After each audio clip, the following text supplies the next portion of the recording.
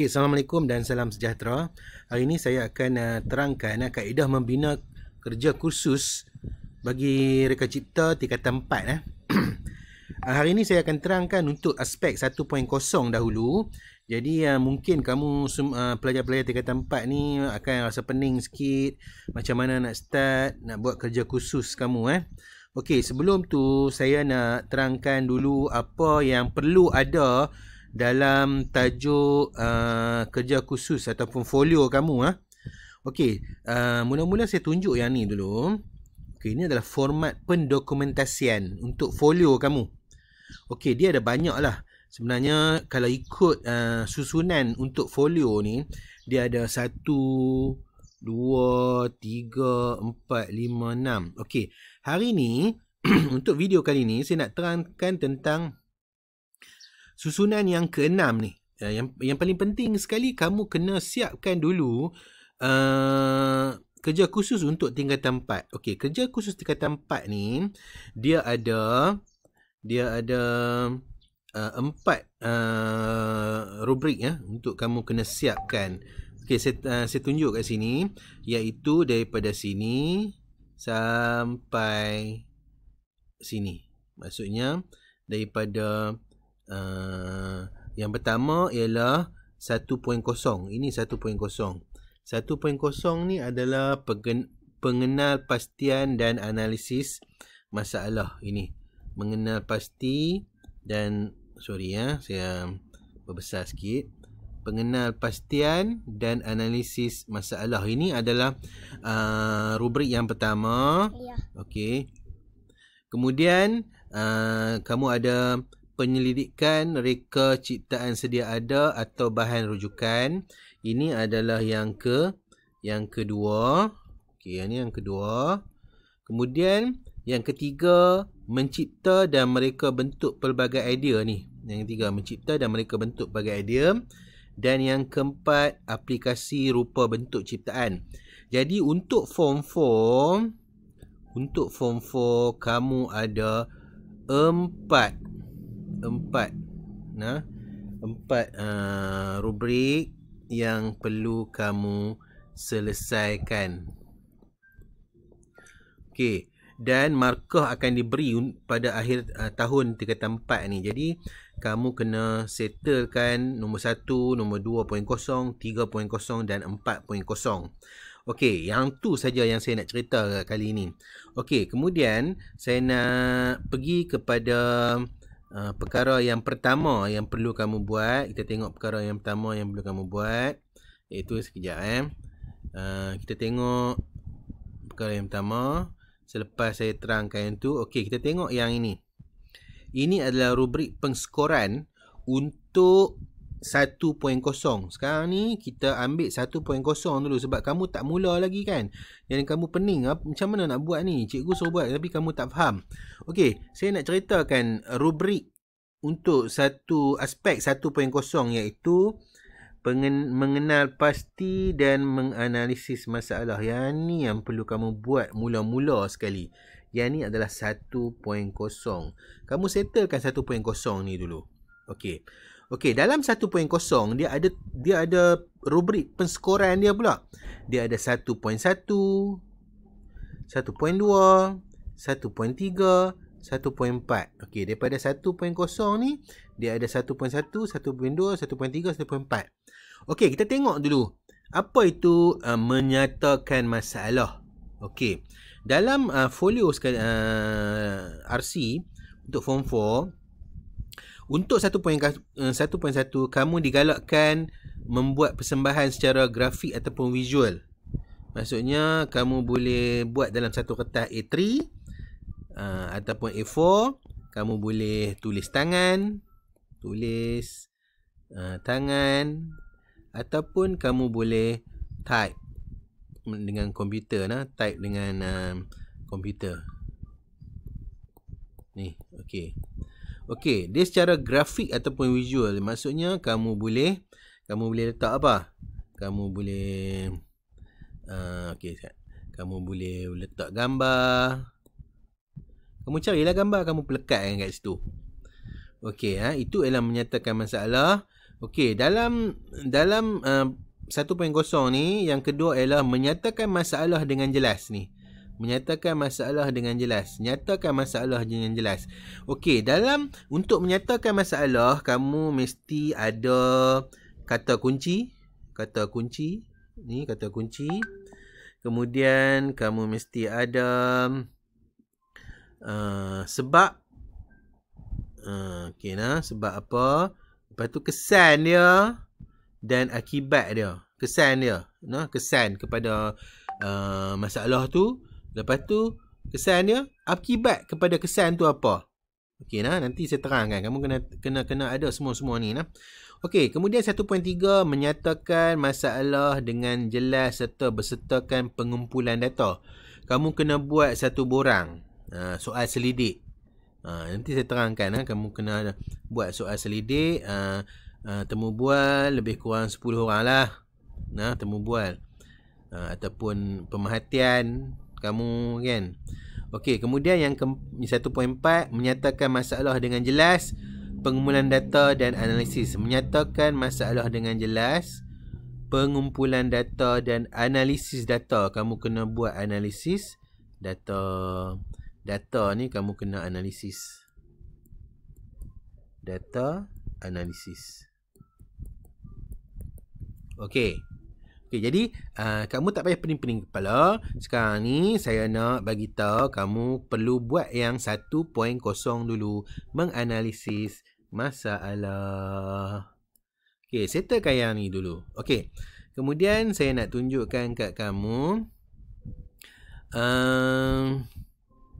okey, ini adalah tema. Kan? Ini adalah tema yang kamu dapat kan? Tingkatan 4 sekarang, SPM 2022. Kamu ambil SPM tahun 2022 nah. Okey, tema dia ialah keselamatan adalah keutamaan. Keselamatan adalah keutamaan. Ini adalah tema besar dia. Okey, dalam tema besar tu, dalam soalan tu dia bagi kita sering terdedah kepada pelbagai jenis bahaya di sekeliling, tidak kira di mana jua berada, sama ada di rumah, sama ada di rumah, dia kata di rumah, di sekolah, tempat kerja atau tempat-tempat lain. Maksudnya kat mana-mana pun ada bahaya. Bahaya tidak mengenal mangsa dan boleh datang pada bila-bila masa, sama ada secara tidak sengaja, secara tidak sengaja, dia memang tak sengaja, tetap kita kecuaian kita ataupun perbuatan khianat. Okey, ada 3 tu. Siapa sahaja yang berhadapan dengan situasi yang berbahaya sudah semestinya berasa tidak selamat dan bimbang. Okey, ni kesan dia ialah tidak selamat dan bimbang, kesan dia nah. Okey, akan berlaku perkara buruk yang tidak diingini seperti cedera, ni kecederaan, kerugian, kemusnahan, kehilangan satu bahan yang berharga. Okey, ni adalah akibat dia. Kecederaan, kerugian, kemusnahan dan kehilangan satu yang berharga. Okey, kemudian sebagai seorang pereka cipta muda, anda dikehendaki mereka cipta alat yang mengutamakan keselamatan untuk menghindari atau mencegah bahaya. Ni anda kena cipta satu alat. Dikehendaki mereka cipta satu alat kepada pengguna untuk keselamatan, untuk menghindari daripada atau mencegah bahaya. Okey, kemudian diberi penerangan dekat sini apa itu khianat. Khianat ni kamu boleh baca khianat, aniaya, mencederakan, merosakkan, mendatangkan musibah, menyakiti, perbuatan tidak baik. Ini adalah daripada perbuatan khianat. Menghindari, mengelak, menjauhkan, tidak terkena atau ditimpa. Okey, kita hindarkan. Nanti bahan apa ni reka cipta kamu nanti kamu mesti buat untuk menghindar atau mengelak, menjauhkan, tidak terkena atau ditimpa. Mencegah, apa maksud mencegah? Menghalang, mengikhtiar supaya tidak berlaku. Dan pengguna ni maksudnya daripada ayat di atas ni lah. Daripada ayat di atas ni Pengguna ni adalah maksudnya terdiri daripada individu atau lebih. Diri kita, orang lain ataupun siapa-siapa sahaja. Okey, ini adalah tema untuk tahun 2022. Kamulah tingkatan 4 tahun ni. Form 4 2021 COVID. Ini batch COVID ni. Batch COVID. Okey. Faham dah tema ni? Okey. Jadi saya nak kamu faham dulu ini. Kemudian saya nak terangkan contoh 1.0. Okey, yang ni Okey, ini adalah contoh macam mana nak buat. Nampak Okey, macam mana kamu nak buat 1.0 1.0 tu 1.1 lah. Okey, penyataan masalah. Okey, tajuk yang first kali ialah 1.0 ni. Kamu kena tulis pengenalpastian dan analisis masalah. Bawah 1.0 dia ada 1.1, iaitu yang pertama ialah penyataan masalah. Okey, nampak Okey. Tadi kan saya bagi tahu kat kamu, kita buat dalam bentuk audio visual. Bukan audio visual, dalam bentuk visual, grafik kan. Jadi kalau boleh kamu nak kreatif, kamu boleh lukis ataupun kamu boleh ambil cari gambar kan. Okey. Kita ambil gambar ni. Contoh kawan ni tengah buat apa? Dia tengah memarut kelapa. Okey.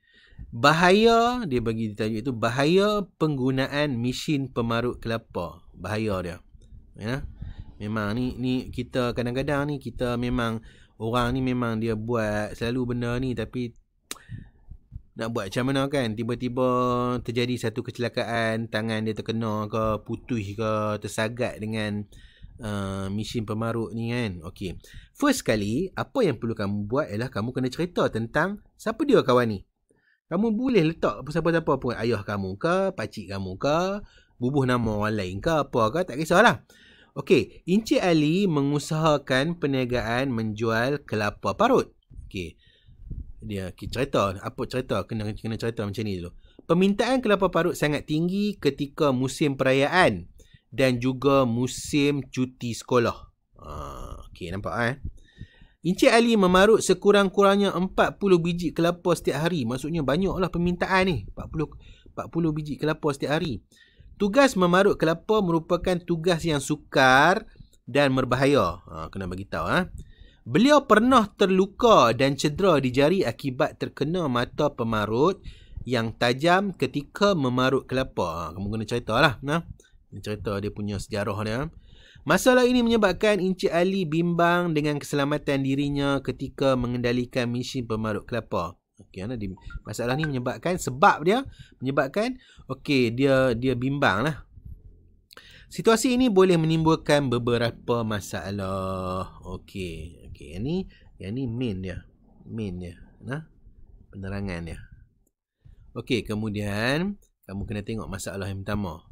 Okey, masalah yang pertama ialah tangan tercedera ataupun luka.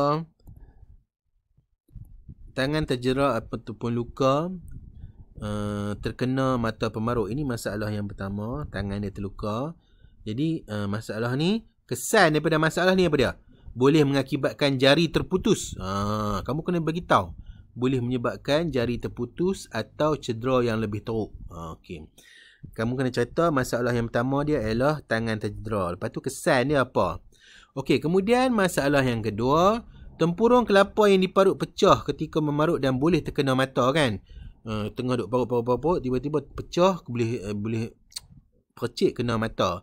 Boleh merosakkan penglihatan. Okey, kemudian masalah yang ketiga, kelajuan mata pengisar tidak boleh dikawal. Dia punya laju mata pengisar tu tak boleh dikawal. Jadi kesan dia, kelapa terlepas dari pegangan tangan dan boleh mencederakan tangan. Okey, ini apa yang perlu kamu nyatakan, masalah-masalah dia dan kesan-kesan dia. Okey, nanti kita akan berjumpa pada video yang kedua. Yang ni kamu fahamkan dulu video ini. Okey, itu saja untuk 1.1 apa yang perlu kamu buat. 1.1 apa yang perlu kamu buat, kamu boleh rujuk balik yang ni. Okey? Okey.